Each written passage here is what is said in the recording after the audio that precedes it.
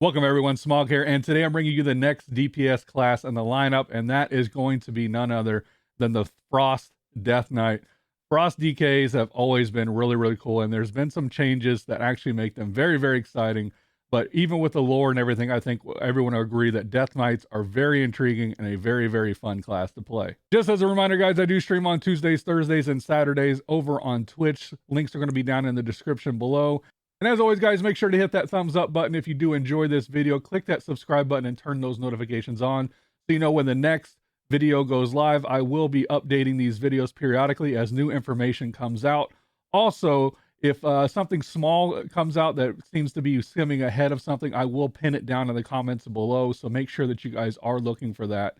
But other than that, guys, let's get into it. Everything you need to know to play a Frost DK in Shadowlands.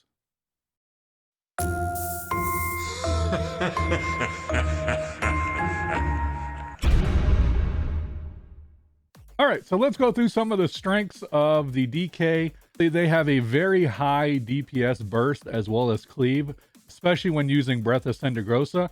However, we'll get into this a little bit later. See, if Breath of Sindragosa isn't for you, there's maybe another option, so stay tuned for that later on in the video. They have phenomenal ad control, especially with Death Grip. I absolutely love using this. It's one of my favorite features of the DK. They're literally the scorpions of World of Warcraft. It is so much fun just to have something either trying to run off, escape you, or something off to the side and you just bring it to you. And there's a reason why you have that, and we'll get into that in a minute. They have a very viable utility for raids and parties, and that is anti-magic zone, basically when you're able to magic damage that your raid and party takes by 20%. And they even have knockback prevention using Death Advance when they're getting that little bit of a speed boost. But using that to, especially when they know a knockback is coming, is very cool. All right, so what are the weaknesses of the DK? I think we all know, if you've played a Death Knight at all, you know exactly what this weakness is. It is lack of mobility. It's the reason why you have Death Grip and everything else like that. DKs are so slow. If you've leveled through the Maw, imagine if you have never played Classic WoW and wonder what it was like to be questing before you had a mount, just run through the Maw without being able to mount and just multiply that. And that's basically a DK's life all the time. That's so slow. Movement fights absolutely suck, but DKs have always been very slow, even with some of the buffs that they have. I'm almost laughing at it because it makes me laugh. I have a couple of friends who really main DKs, and this is the #1 joke that we have with them. So it is a problem, but all right, so they do have a limited spread on their ad cleave, and they are also very dependent upon the cooldowns, especially if you're using Breath of Sindragosa. Your entire DPS is almost lining that thing up with all of your other cooldowns. So if you're not very good at that, like I said, we'll discuss another option for you should you not like that mechanic. As far as recent changes for the Frost DK, not a whole lot of changes. Obviously, just like all the other classes, some minor tweaks and stuff have been moved, but nothing really of note. The biggest one is Might of the Frozen Waste, which basically after 4 years finally allows two-handed frost to return to the rotation. So now your DK can now either dual wield 2 one-handed weapons or go with a two-hander. We'll get into which one is better very soon. All right, so as far as new spells go, they're going to be at level 54, and it is Sacrificial Pact. Basically what it does is allows you to sacrifice your ghoul, and it's going to do a good amount of damage to 8 different targets, as well as heal you for 25% of your total health. All right, in addition, Frost DKs do gain a couple of other ones. At level 52, you're going to get a higher version, a rank 2 of Obliterate, which is going to increase the damage done by 20%. At level 56, you're going to get your Empower Rune Weapon the cooldown is going to be reduced by 15 seconds. At level 58, you're going to get Killing Machine, which is rank 2, and that is going to make your next Obliterate do frost damage as well.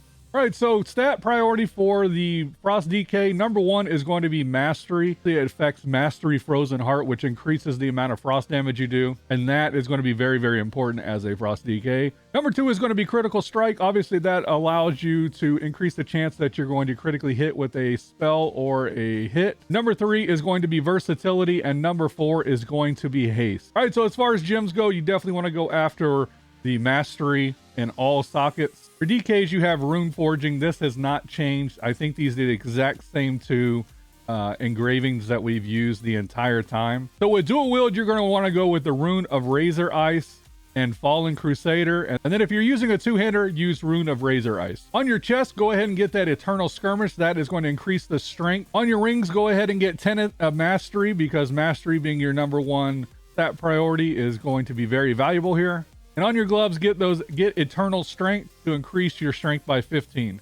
Shadow Core Oil should be put on your weapons. It gives a passive shadow damage, and it also will enhance some of these other battle flasks. Use a Potion of Phantom Fire. Is going to get a fiery projectile that's going to deal damage. If you do have the Shadow Core Oil on your weapon, that damage is increased by 10%. When you're running Mythic Plus or needed a lot of AoE, use the Potion of Empowered Exorcisms. This gives you the opportunity to provide plus damage to a whole bunch of targets.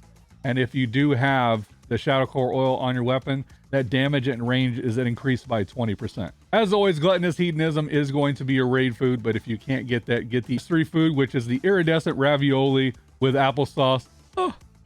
All right, so let's go over your talent build. Single target tree talent first, and then I'm going to go through an AoE spec version. I will put those both side by side, as well as I'm going to kind of do a little bit of what you want to use, especially at level 50, depending on whether you're using a two-handed weapon or a dual wield, and then we'll get into discussing which one is better. All right, so at level 15, there's really only one choice. The other two are almost not even worth talking about, and it is Cold Heart. So Cold Heart is a passive ability that every 2 seconds you get a stack of Cold Heart, and it stacks up to 20 times.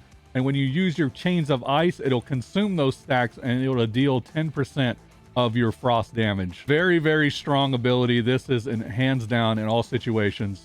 For both single target and AoE, this is the choice for you. All right, so level 25, you have a couple of choices here. Unfortunately, Horn of Winter is just not stemming very well right now.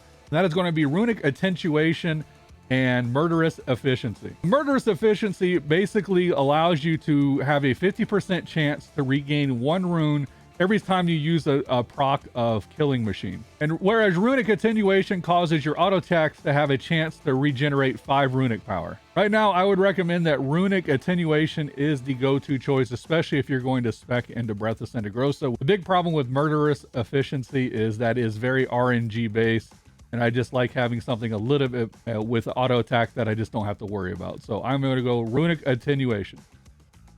All right, so level 30 is kind of whatever your flavor is. You can choose whichever one you like more. Personally, I will go a Death's Reach just because it extends that range by 10 yards. As well as if you kill an enemy that provides experience or honor, it resets the CD on this. Like I said in the beginning, it is one of my favorite things to do, is to just to grab an enemy and pull them right to you and bring them into the group that you're trying to beat down. Asphyxiate can also be good if you need an extra silence, but I really just love Death's Grip. All right, so level 35 is there are 3 very viable. All of these are very, very good depending on what you're using. So Avalanche causes your Rhyme Empowered Howling Blast to cause frost damage to your enemy and those enemies around it. Avalanche is very, very good if you are using a two-hander. Frozen Pulse is very, very good. It causes your auto attacks to deal frost damage to any enemy around you when you have less than 3 runes. And then Frost Ice basically allows your Rune of Razor Ice to spread up to 5 targets, making this the go-to choice for AoE and Mythic. So for single target and raiding, you want to go with Frozen Pulse. If you're using a two-hander, give Avalanche a try. Frozen Pulse may be a little bit better, but give Avalanche a try. It's not bad. And then obviously in an AoE situation, you'll want to go with Frost Ice. All right, so level 40 is another one. It's basically whichever you feel like using. The Wraith Walk should be used anytime you have something that you need a high mobility, as it does increase your movement speed, but it is only for 4 seconds. So if you need to make a quick movement out of something, it is good for that. Permafrost is good if it's a low mobility or questing, just because your auto attacks basically give you a little bit of an absorb shield, up to 40% of the damage, up to 20% of your maximum health. The Death Pack is good if you need an emergency heal, as it will heal you for 50% of your maximum health.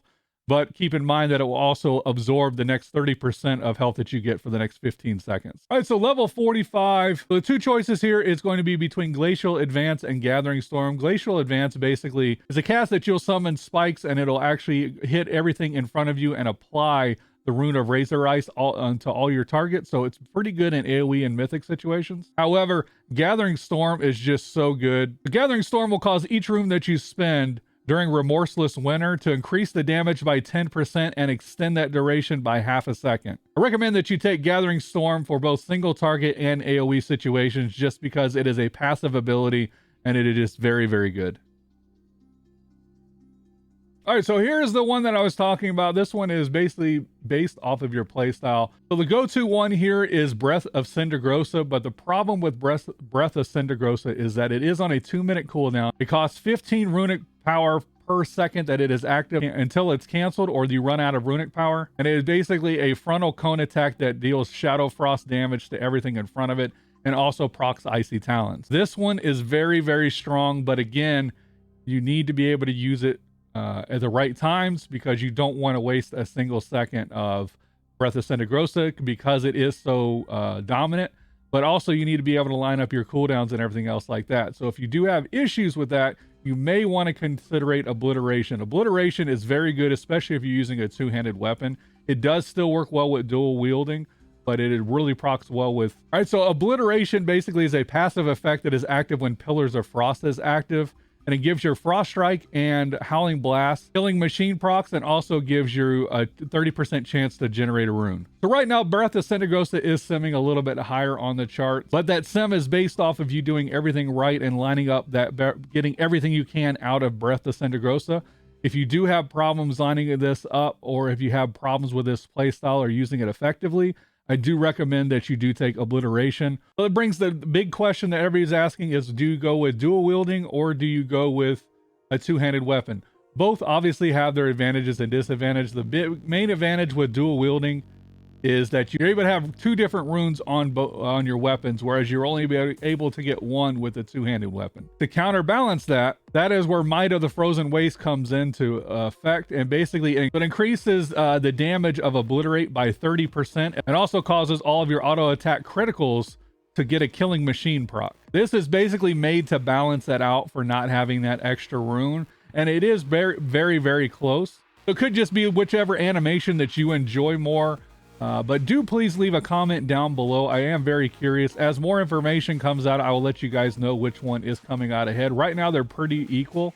It just depends on really your playstyle. So if you're using the Breath of Sindragosa, Breath of Sindragosa seems to be working better toward dual wielding, and Obliteration seems to be working a little bit better toward two-handed weapons. I'm going to try out both, but let me know down in the comments which one you're using and which one you've had more success with, and I'll pin it down there which one seems to be keeping ahead. All right, so right here you're going to see your talent tree for single target as well as for AoE and Mythic. Really the only difference for between AoE and single target is if you're going to take Frost Scythe for AoE situations over Frozen Pulse. But also, again, if you like the different playstyle and you're not a big fan of trying to line up your cooldowns with Breath of Sindragosa and you're just not very good with the timing, or you just don't enjoy that feature, go ahead and hit that Obliteration down there on level 50. All right, so the Frost DK does have two primary cooldowns that they should be utilizing. Number one is going to be Pillars of Frost. You should be using this one as much as you possibly can throughout the entire encounter. And Empower Rune Weapon, this is another one that should be being used as many possible times throughout the encounter. If you are spec'd into Breath of Sindragosa,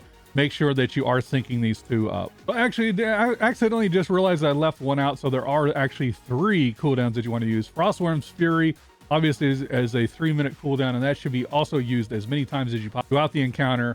Primarily try to sync it up when there's as many targets as you possibly can, but this works just as well against single targets. All right, so here's going to be a rotation for a single target. Keep in mind that these things are being tweaked all the time, and anytime a small tweak to the stats of a certain spell or anything could make this thing switch it up. As always, I do recommend that you guys do simulate yourself using either Simulation Craft or raid bots, and if anything seems to kind of take precedence over another during the course of some minor upgrades, I will try to make sure to pin that down below in the comments, so make sure that you're checking back for any updates on that. All right, so your single target rotation is going to look like this. Go ahead and cast that Pillars of Frost. Use that Frostworm's Fury.